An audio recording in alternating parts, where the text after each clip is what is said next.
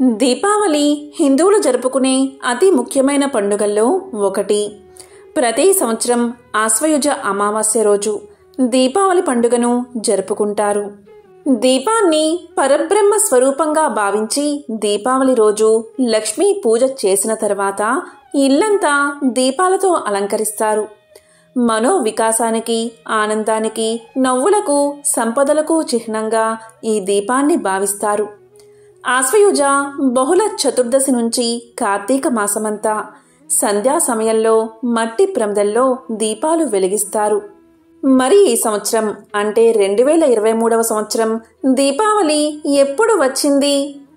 లక్ష్మీ పూజను ఎప్పుడు చెయ్యాలి? వృషభకాల సమయం ఎప్పుడు? దీపాలు ఎప్పుడు వెలిగించాలో ఇప్పుడు ఈ వీడియోలో తెలుసుకుందాం.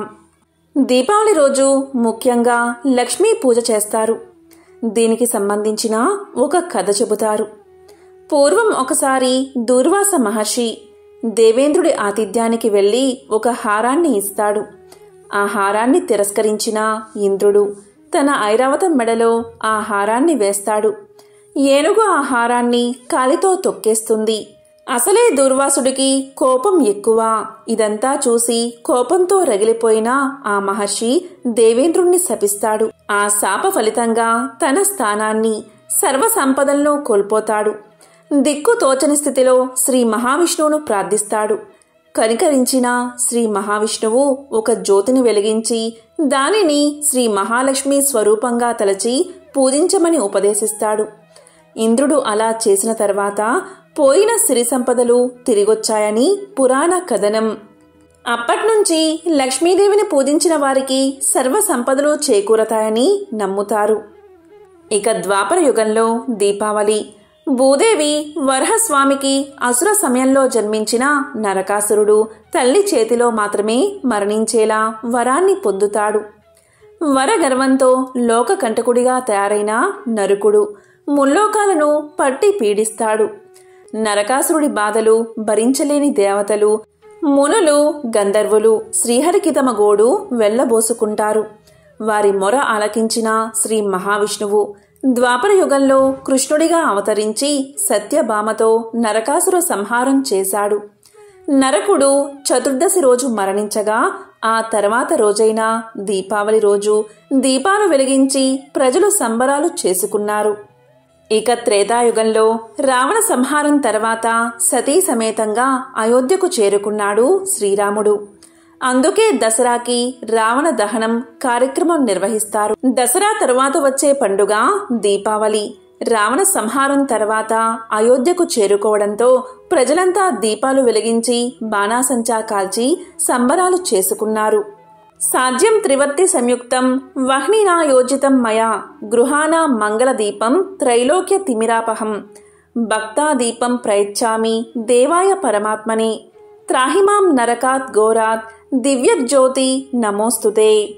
3 వత్తులు నూనెలో తడిపి అగ్నితో వెలిగించి శుభప్రదమైన 3 లోకాల చీకట్లను పోగొట్టగలిగిన దీపాన్ని వెలిగించాను.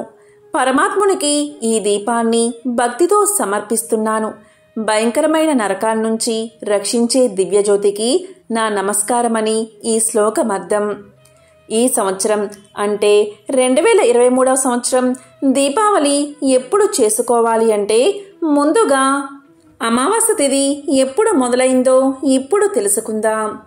నవంబర్ 12వ తేదీ మధ్యాహ్నం 2:44 అమావాస్య తిథి మొదలై నవంబర్ 13వ తేదీ మధ్యాహ్నం 2:56 ముగుస్తుంది.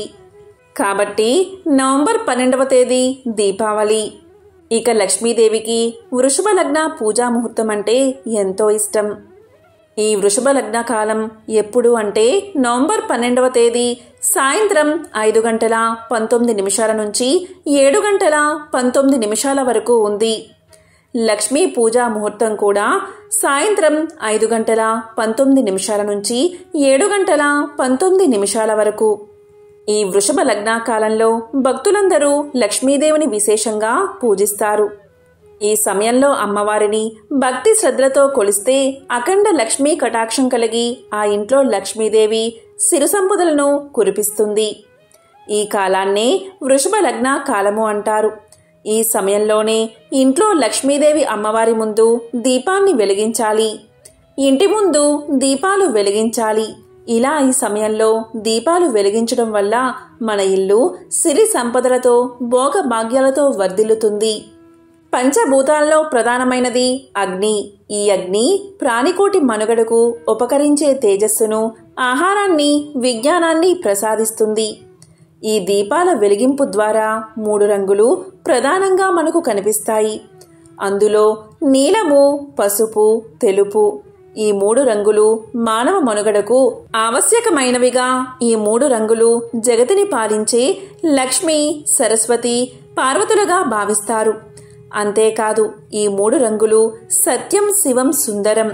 ఈ 3 రంగుల దీపపు కాంతి ద్వారా స్త్రీ జగన్మాతలను ఆరాధించినట్లుగా మానవులకు విజ్ఞానం, వివేకం, వినయాలకు సంకేతమని సందేశాత్మకంగా హిందువులు నమ్ముతారు. మానవుడు నరకం నుంచి తప్పించుకోవాలి అంటే, అలాగే దక్షిణాయన పాపకాల నుంచి తప్పించుకోవడానికి జ్యోతిని దానం చెయ్యాలని చెప్తారు. అందుకుగాను ఆశ్వయుజ మాసంలో వచ్చే బహుళ చతుర్దశి, అమావాస్యలు పరమ పవిత్ర పర్వదినాలుగా భక్తులు భావిస్తారు. దీపావళికి అంతటి శక్తి ఉంది కాబట్టి ఈ దీపాన్ని ఈ వృషభ లగ్న కాలంలో ప్రతి ఒక్కరూ లక్ష్మీదేవి ముందు, అలాగే మన ఇంట్లో వెలిగించాలి.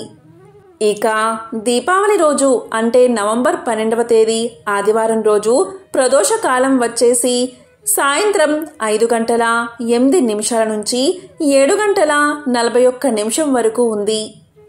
ఈ లక్ష్మీ పూజా సమయంలో వృషభ లగ్న కాలంలో లక్ష్మీదేవి ముందు ఉసిరికాయ దీపాన్ని వెలిగించి లక్ష్మీదేవికి హారతి ఇస్తే చాలు, ఇంట్లో ఉన్న దరిద్రం మొత్తం తొలగిపోతుంది. ఎందుకు అంటే ఉసిరికాయ శ్రీ మహాలక్ష్మికి ఎంతో ప్రీతికరమైనది. లక్ష్మీదేవికి ఎంతో ప్రీతికరమైన ఉసిరికాయ దీపం వెలిగిస్తే కోరిన కోరికలు తీరతాయి. ఈ మహానిషిత కాలంలో ఓం లక్ష్మీ నమో నమః, ఓం లక్ష్మీ నమో నమః అని 108 సార్లు జపిస్తే చాలు, అఖండ ఐశ్వర్యం ప్రాప్తిస్తుందని పురాణాలు చెబుతున్నాయి. ఆదివారం మధ్యాహ్నం నుంచి అమావాస్య మొదలైంది కాబట్టి ఆదివారం ఉదయం నరక చతుర్థి చేసుకోవాలి. ప్రతి ఒక్కరూ ఈరోజు తప్పనిసరిగా తైలాభ్యంగన స్నానం చేయాలి. అంటే తెల్లవారుజామున 5:17 నుంచి 6:53 లోపు తైలాభ్యంగన స్నానం చేయాలి. తరువాత నరకాసురుడికి చతుర్వతి దీపదానం వదలాలి. అలాగే నరక చతుర్దశి, అమావాస్య రోజుల్లో దీపదానం చేస్తే ఎనలేని పుణ్యం కలుగుతుంది. శాస్త్రాల్లో చెప్పిన ప్రకారం దీపదానం అంటే దీప ప్రజ్వలనం చేయాలి. అలాగే ఉల్కా ప్రదర్శనం ఆచరించాలి. ఉల్కా ప్రదర్శనం అంటే పితృదేవతలు మహాలయ పక్షంలో పితృలోకాల నుంచి భూలోకానికి వచ్చి ఇక్కడ వారి వంశం వాళ్ళు చేసే మహాలయ శ్రాద్ధాలను స్వీకరించి ఆశ్వయుజ అమావాస్య నాడు మరలా పితృలోకానికి పయనమవుతారు. అందువల్ల ఈ 3 రోజులు ప్రదోషకాలంలో ఆకాశం వైపు చూపుతూ ఉండేలా మనోహరమైన దీపాలను దేవాలయాల్లోనూ, మఠాల్లోనూ, ప్రాకారాలపైన, గోశాల్లోనూ పెట్టడం వల్ల పితృలోకాలకు వెళ్లేవారికి దారి చూపినట్లు అవుతుందని శాస్త్రాలు చెబుతున్నాయి. అందుకే మన తెలుగు రాష్ట్రాల్లో చాలా ప్రాంతాలలో కాగడాలను వెలిగించి ఆకాశం వైపు చూపిస్తూ ఉంటారు. దీనినే ఉల్కా ప్రదర్శన అంటారు. ఇప్పటి రోజుల్లో కాగడా స్థానాలలో గోవు కర్రలు లేదా చెరుకు కర్రలు లేదా ఆముదపు కర్రలను ఉపయోగించి వాటి చివరన నూనెలో ముంచిన గుడ్డలను కట్టి వాటిని వెలిగించడం కూడా కొన్ని ప్రాంతాల్లో మనం చూస్తూ ఉంటాం. అంతేకాదు ఆశ్వయుజ చతుర్దశి, ఆశ్వయుజ అమావాస్య, అలాగే కార్తీక పౌర్ణమి ఈ 3 రోజులను దీపావళి దినములు అంటారు. ఈ 3 రోజుల్లో కూడా ఎటువంటి దానం చేసినా, అలాగే ఉల్కా ప్రదర్శన చేసినా లేదా దీపదానం చేసినా అటువంటి వారికి అక్షయ ఫలితం కలుగుతుంది. కాబట్టి ఎంతో విశేషమైన పవిత్రమైన దీపావళి రోజు లక్ష్మీదేవి ముందు ఆవు నెయ్యితో దీపాన్ని వెలిగించి ఆ లక్ష్మీదేవి యొక్క పరిపూర్ణ అనుగ్రహాన్ని పొందండి. ఓం శ్రీ మహాలక్ష్మియే నమః. ఓం శ్రీ మాత్రే నమః.